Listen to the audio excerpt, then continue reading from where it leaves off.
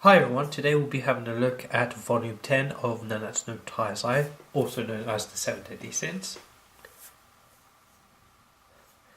On the front cover we have King Arthur, Great Holy Knight Hendrickson, Great Holy Knight Dreyfus, and Arthur's mysterious, shadowy partner. On the side we have Helbram, in the form of the announcer from the Taizai festival arc. On the back, some artwork.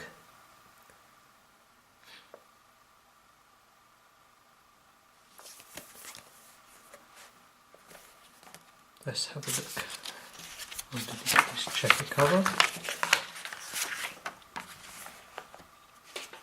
On the cover we have some artwork of Jericho when she was a child. And you can see that she was quite disturbed when she was young too, ripping out flowers and tearing them apart. On the side is still Helbram, on the back artwork. This is not in the Omnes, this is somewhere else. We will talk more about this place during this review, not right now. So let's look inside.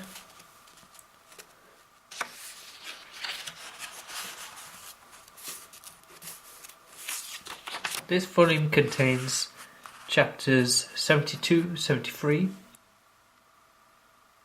a side story or special chapter. There's chapters 74 all the way to 78. Just a recap on the events towards the end of the last volume. Diane was about to be killed by Helbram and a iceberg technique. However, King shows up saving her, but he has a clear distress expression on his face after seeing the state of Diane. So continuing on from there.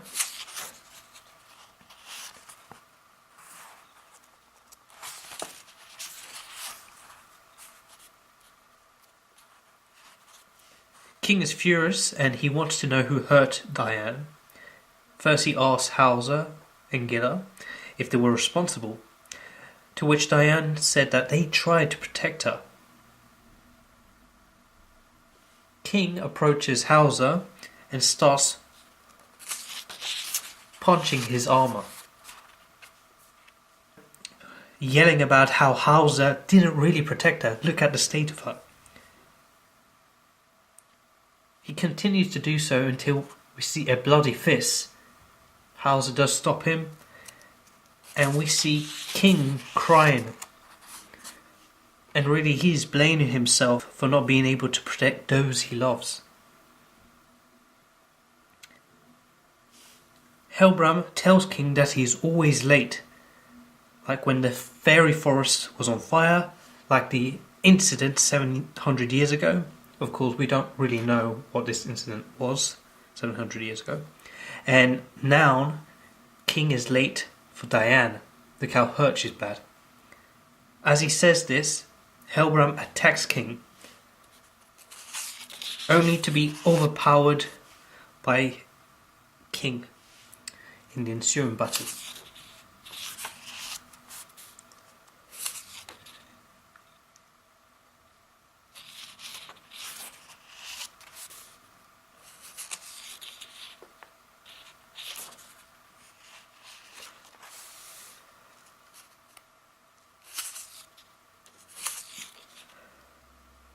Unlike in Taizai, King is not holding back. If you remember in the Taizai festival arc, King did encounter Helbram and they did fight, but we did find out later from Gufa that King was in fact holding back some of his power. But here we clearly see that King is going all out.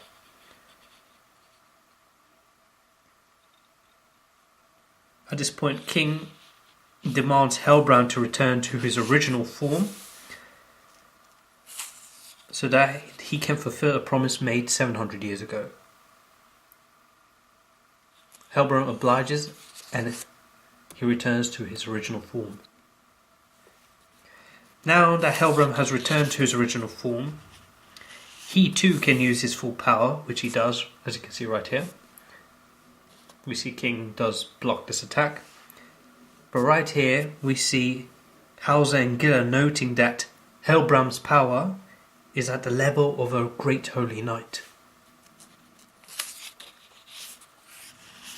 That takes us on to chapter 73.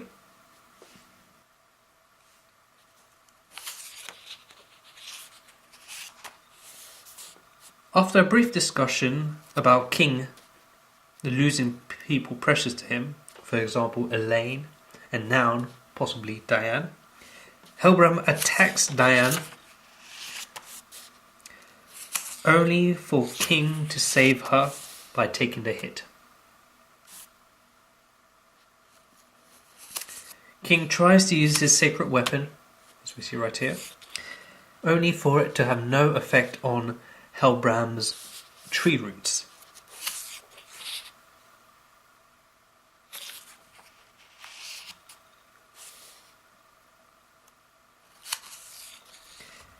King is attacked repeatedly.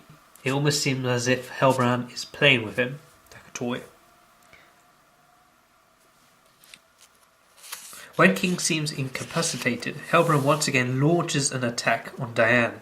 This time, Hauser stops the attack, as we see right here, only for him to be knocked out by Helbram's follow attack.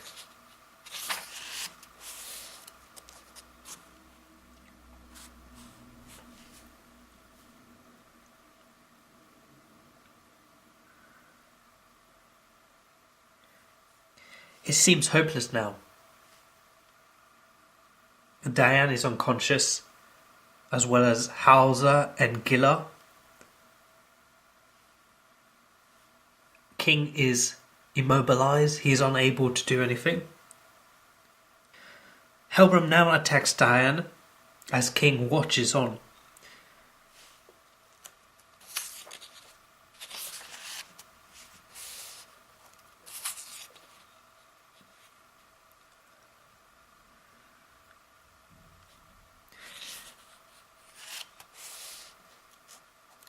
Believing he has killed Diane, Helbram tosses King.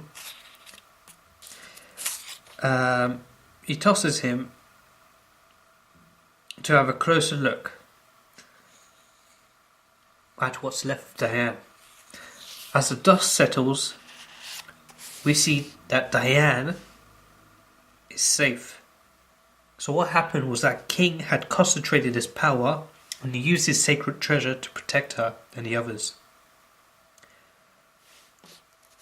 And the chapter ends with King standing up in defiance, ready for the next round of battle. We also see King's real name mentioned for the first time. His real name is Harlequin. So that concludes chapter 73. Next is the side chapter, side story. I'm not actually going to go through it right now. I'm going to leave that to the end. So I'll come back to it. And I'll skip to chapter 74.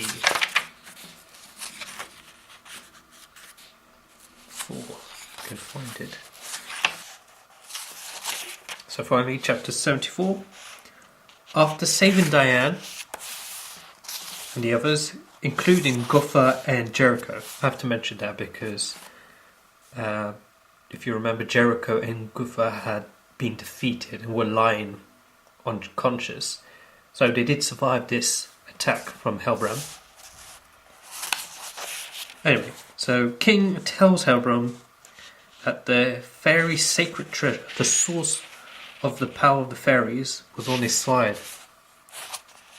That's why King could draw all this power from his sacred treasure.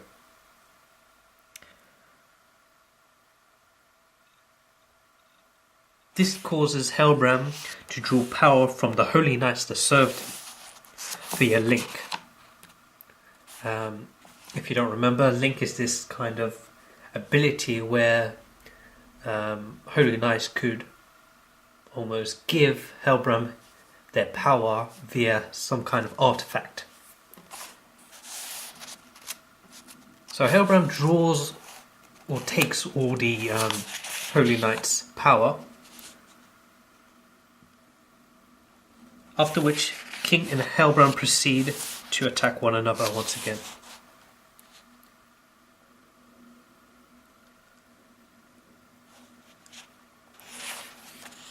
The battle becomes intense, but it seems that King has the upper hand.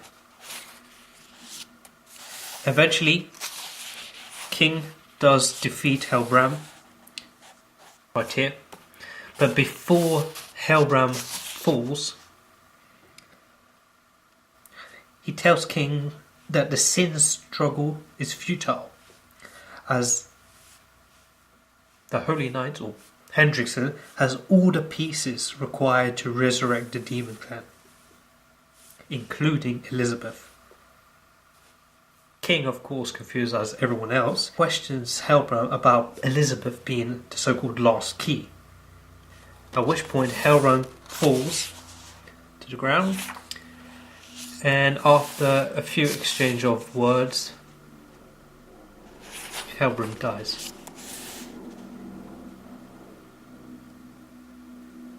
That takes us on to chapter 75.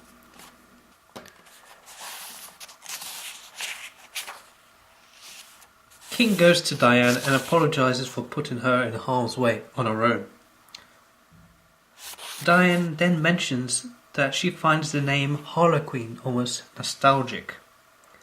But King tells her it must have been a dream. No, he doesn't know where she must have heard that name.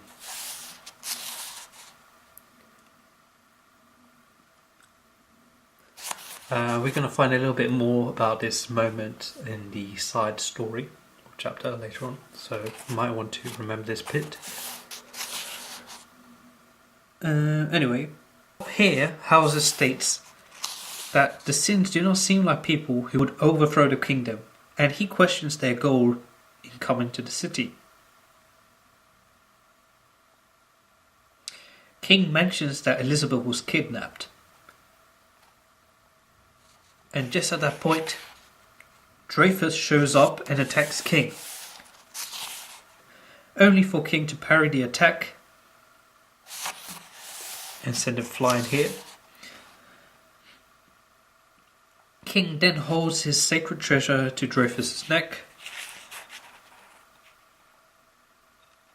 and questions Dreyfus' involvement in trying to resurrect the Demon Clan.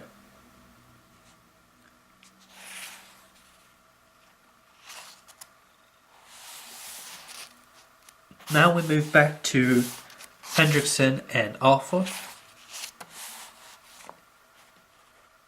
The two are continuing their battle and neither of them are using their full strength. Eventually, Hendrickson does get the upper hand and sends Arthur flying. After which, Hendrickson uses a black flame technique to attack Arthur.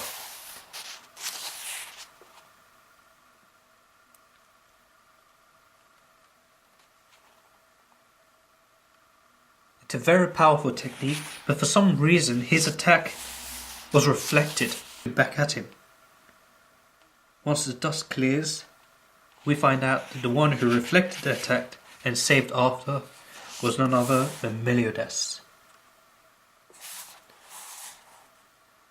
That swiftly takes us on to chapter 76.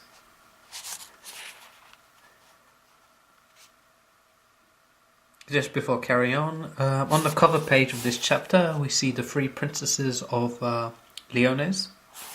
Princess Veronica, who we met earlier and who perished. Of course, Princess Elizabeth, who we know. And Princess Margaret, the one who's locked up in the dungeon. Anyway, carrying on. As Meliodas steps forward to face Hendrickson, he asks him about the location of Elizabeth. with Hendrickson refusing to tell him. Meliodas immediately attacks him, and after a series of attacks, Meliodas is sent back. In the meantime, Elizabeth finds Margaret inside the dungeon, and she informs her about Veronica's death. Elizabeth really blames herself for her sister's tragic end. As Margaret tries to comfort Elizabeth,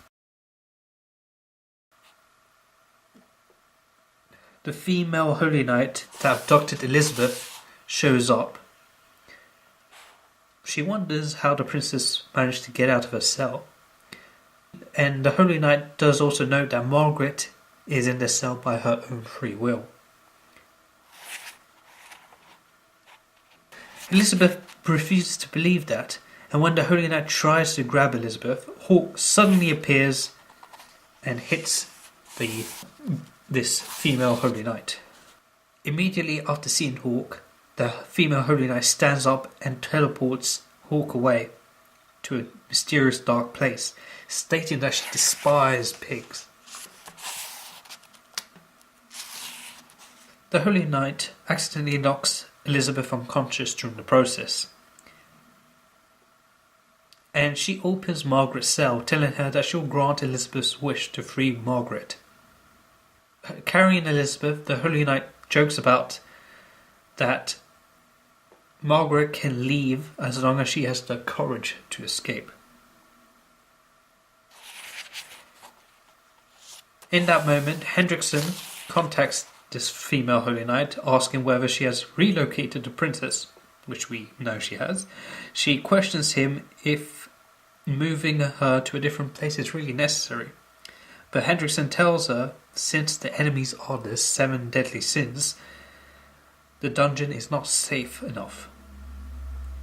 She then notices that Hendrickson is in the middle of a fight and suggests him to use that power.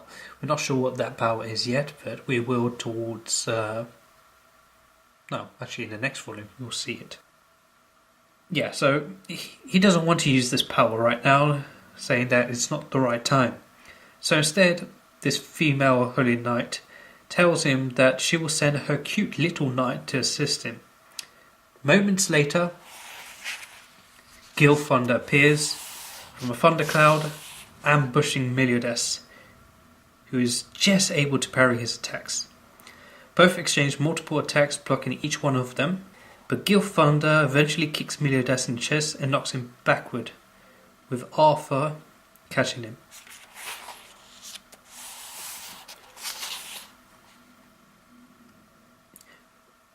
Meliodas thanks him and asks if he can give him a hand in the fight. He proceeds to ask for his name. After Arthur tells him, he mentions that despite Meliodas not knowing him, he is very familiar with the deadly sins. And finally, both parties prepare to face off.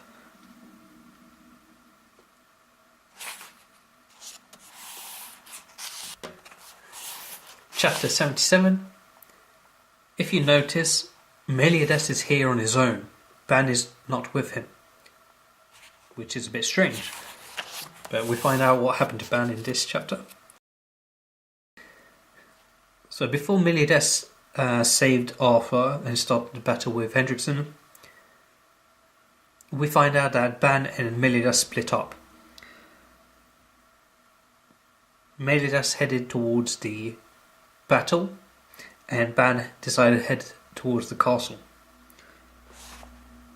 So after splitting up, Ban sneaks around the castle, and after interrogating a Holy Knight, he was able to learn the location of a secret entrance to a mysterious place. A very dark, mysterious place. Now we go back to King and Diane. After being held by King, Diane tries to stand up, since she wants to go and help Elizabeth.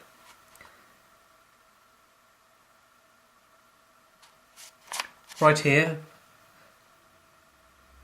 Hauser suggests to Dreyfus that they should go as well and stop Hendrickson's evil plan for resurrecting the demon clan. Hauser wants the kingdom's holy knights and the 7 deadly sins to fight together to stop this true enemy. At that moment, Goffer, who was unconscious on Hauser's back, wakes up, revealing that Hauser isn't lying, and his desire to help him is because of Diane. So it does seem that Hauser really does have a kind of crush on Diane. Eventually Dreyfus agrees to the truth, and everyone heads off to rescue Elizabeth. Meanwhile, Hendrickson sensed that the other fight was over, but he didn't know who won the battle. He also tells Melidas that he won't be able to save the princess. At that moment, Melidas rushed in with great speed. In fact, the speed of sound, attacking both Hendrickson and Gilfunder at the same time. Of course, both Hendrickson and Gilfunder were able to block the attack, getting only a small cut on their faces. Right here. But they were also pushed back. Then Melidas tells them that he will save Elizabeth. Now going back to Hawk, who was teleported to this unknown, dark, mysterious place by the female Holy Knight, if you remember. He wonders where he is and what the useless sins are doing. He then decides that he will save Elizabeth by himself. At the moment, he hears someone approaching and runs to hide. The one who shows up is Ban. We find out that the reason he came to this dark, mysterious place was to see this. This is the horn of Senunos, and it was hidden there. It's like the kingdom's treasure. And what this horn is almost a way to communicate with the goddess clan. So he starts talking to it, and he asks if the goddesses hear him, and if they do, he would like them to bring Elaine back in exchange of his life.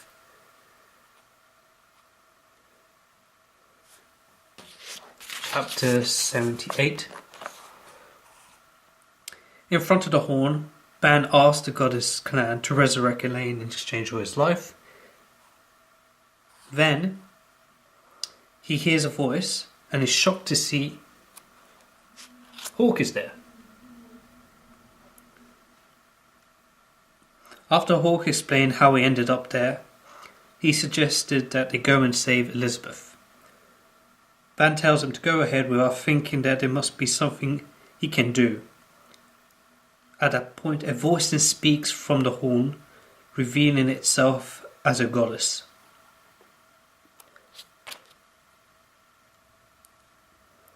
And tells him that due to the ancient war, the goddess clan lost most of their power and will need time for them to regain their physical forms. The goddess agrees to bring Elaine back from the dead. She doesn't want Ban's life in exchange. She wants Ban to complete a mission for her. And once he has completed a mission, then she will bring Elaine back. Ban then tells the voice that he will do anything to bring Elaine back.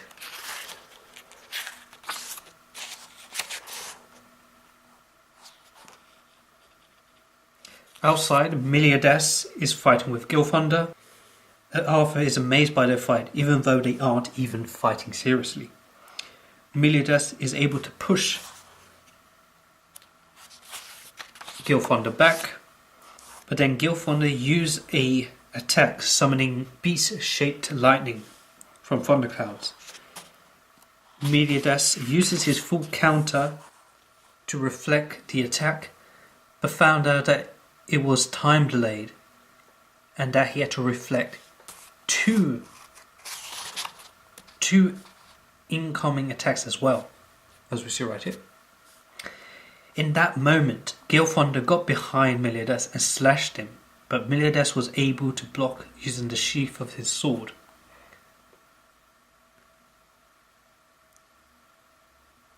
Gilfunder immediately went in front of him and knocked Meliadas' sword out of his hand. At this point, Gilfunder uses this opportunity and uses a large lightning attack.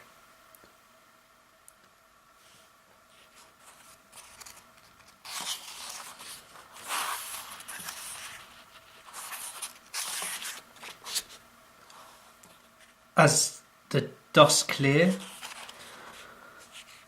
it is shown that using the dark unknown power, Meliodas stopped Gilthunder's sword, Gilthunder's attack, with just his fingers. At the same time, which is right here, the goddess tells Ban that his mission would be to kill a certain man. She also tells him that this will benefit the 4 clans, and asks him if he will accept this mission. Ban tells her that he already said he would do anything if it means bringing Lane back. The goddess clan then reveals that the one he must kill is currently known as Meliodas, which obviously shocks Ban. And that's the end of this volume, but not the review. I'm going to go back and have a look at the side story. Here we are. Right. So before I start, if you remember during this review, I talked about a moment between King and Diane, where Diane almost had a sense of nostalgia when she heard the name Harlequin. And as we know now, Harlequin is King's real name, or at least maybe his kind of fairy name. So you should try and keep this in mind. I won't go into too much detail. I'll just vaguely talk about what happens in this special side story. So the fairy king Harlequin, after having lost his memories during an unknown event, encounters a young giant, Diane.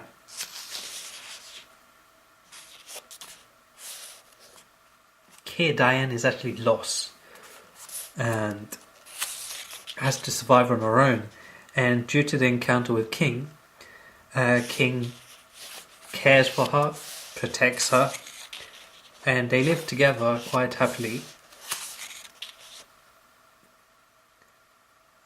for about 500 years.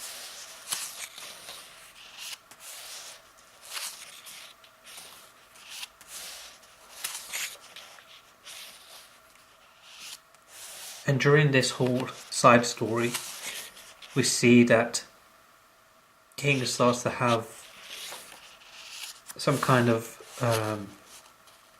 feelings for Diane, or at least a foundation for his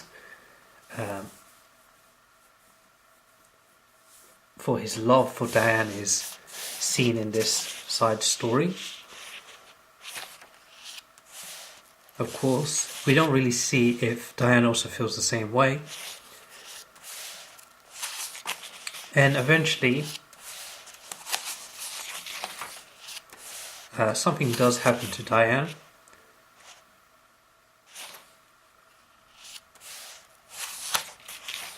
And it causes her to basically forget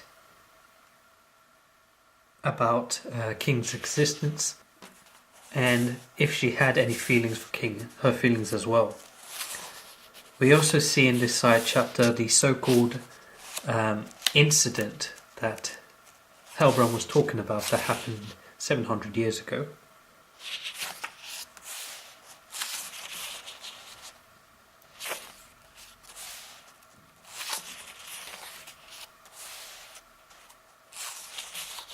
And it does seem